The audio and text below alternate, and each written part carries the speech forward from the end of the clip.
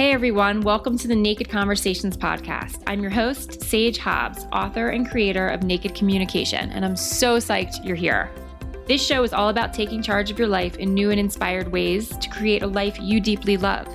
It's about being more you in all areas of your life, more courageous, more free, more alive, more naked. I'll be sharing stories and advice from amazing people around the world who are up to incredible things on how they are successfully breaking free from fear and old patterns in order to create incredible relationships and impactful lives so that you can do the same. This is the place to be inspired to live a courageous and naked life. Let's do this. Hi everyone, welcome back to Naked Conversations. I'm your host, Sage B. Hobbs. Thank you so much for being here. I know many of you are loyal listeners and some of you are new. It is always such a pleasure to share this time with you, and I love to hear from you. So if you want to let me know what you got out of the show or what questions you have or what you might like me to cover in future episodes, you can send me a message on Instagram or you can email me at support@sagebhobbs.com. If you want to check out other episodes, learn more about my book, which is called Naked Communication, Courageously Create the Relationships You Really Want, or you want to know what it's like to work with me and set up a time to talk about that, you can go over to sagebhobbs.com and make sure to subscribe. I don't really blog, so my newsletter is really the best way to get more of my stories and some support from me directly. You'll also get my book guide, which is an incredible and free resource that helps you ask for what you really want gracefully and effectively, and people really seem to love it.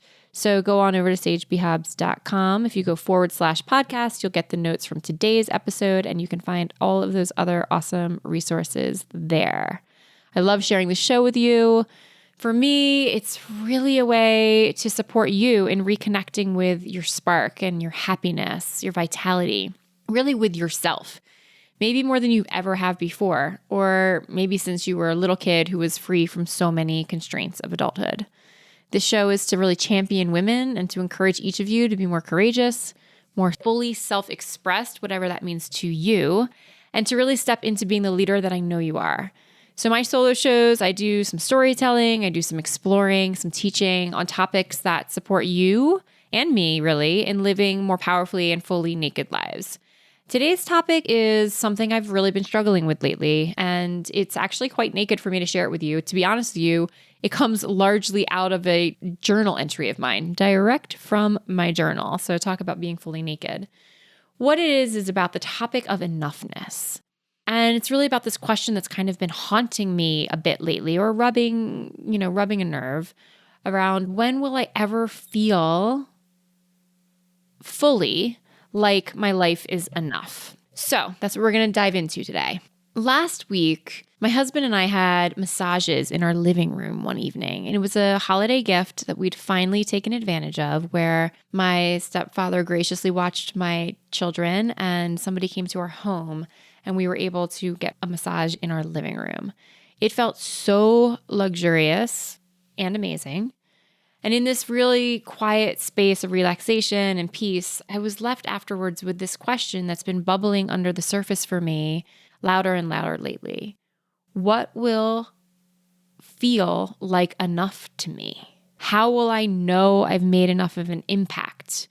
How will I know that I chose the quote unquote right cause or the right work to do in this lifetime? Will anything ever feel big enough, meaningful enough, significant enough? And while I try to tell myself not to take my life so seriously, these questions really linger for me. And they've been haunting me more than normal lately. So I have a mantra or an affirmation that I say in the mornings, oftentimes before I even get out and go to the bathroom, which is I am enough, I do enough, I have enough. I am enough, I do enough, I have enough. And recently I shared this with a community of women, and it really resonated for them. And so somebody then shared it with somebody else. And what happened was that it didn't land for everyone because somebody brought to my attention, and I'm so grateful for this, that there are people living in poverty who really don't have enough. And I fully honor that I have more than enough in terms of my basic needs. and far more than most globally. So I just want to say that this conversation today is not coming from that place of basic needs being met. I honor that I definitely have more than enough, an abundance of enough when it comes to how fortunate I've been in my life. So I always really want to be mindful of a lens of equity in these conversations. And I just want to put that out there first. For me, in my life circumstances, this idea of enoughness is more of a meta or existential question. This idea of what will it take to experience being enough, doing enough, and having enough, especially as somebody who's really been very driven and ambitious and motivated all of my life since I can remember. So that's what we're going to look at today. And I just want to invite you to go along on this journey with me. I know some people who are more satisfied or content in their lives, and they don't strive so much or as hard. If they're raising good human beings, little children, if they have a happy marriage or stable work or nice friends, they're able to feel closer to that sense of contentment. They don't necessarily feel lit up or inspired, and you can listen to episode 28 if you want more about that, but they feel a sense of contentment. I, on the other hand, still long for this elusive idea of something more. I wrote a book. I'm proud of that book. It's been read by, I don't know how many people, but many. But I should be writing another book, I feel, or it should have more readers, or it should have a greater impact in some way. And so then I started this podcast, right, for something more, another way to really have a voice out there that's supportive and empowering and encouraging women to speak up and show up and live fully self-expressed lives. Well, then I start giving myself a hard time that it's not getting to all the people that I want it to impact yet, that it hasn't reached as broad and as far and as loudly as I intend. So I know there is so much writing and research on the areas of contentment and being enough. And I'm on that journey alongside people who are digging into this topic. I'm exploring it for myself. Brene Brown talks about it. Glennon Doyle Melton talks about it. There are researchers about it. And it's been bugging me. It's just been bugging me because my life is so amazing in so many ways. And I've done a lot. At 40 years old, I feel quite proud of the things I've lived through and survived, from cancer to infertility to loss of my father, to the things I've created, a great marriage, a very impactful book, a career as a school counselor for a decade, a podcast, a collection of clients who are incredible that are privileged to serve and work with. And yet still I go, it's not enough. It's not enough. Like I haven't made a difference enough. I haven't done it big enough, right? So a friend of mine shared some wisdom with me that helped lately. And that is what really brought me on to do the show, which was I'm struggling with this thing. I've gotten some insight. Let me share it with you and see if it lands. So maybe if you're a seeker and a striver too, who struggles to feel like anything is enough, this could give you some hope and some peace. So this friend of mine said to me, Sage, I love that about you. I love that you're always striving and growing and expanding. You're always looking for ways to show up more, to make a bigger impact, to speak up. It's so who you are.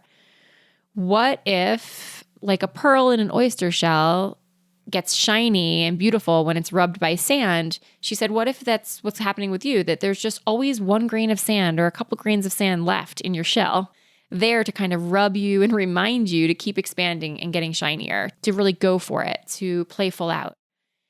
And that I'm not just cruising through life, striving and stressing for no reason, right? There was this sense of like, oh, what if that's just me? What if my life as a pearl has some grains of sands that come along for the ride? So I've just been sitting with this question of what does enough feel like for me then? What can that experience be as I walk through life with that little grain of sand? Is it qualitative or quantitative or both? Is it okay to want the deep connections, the richness of relationships, or the podcast downloads or the book sold, or both? And for me, where I'm landing right now is it's both. I want the depth, I want the richness, and I want the reach and the expansiveness. So I really, really want more people to feel a sense of agency and vitality and possibility in their lives.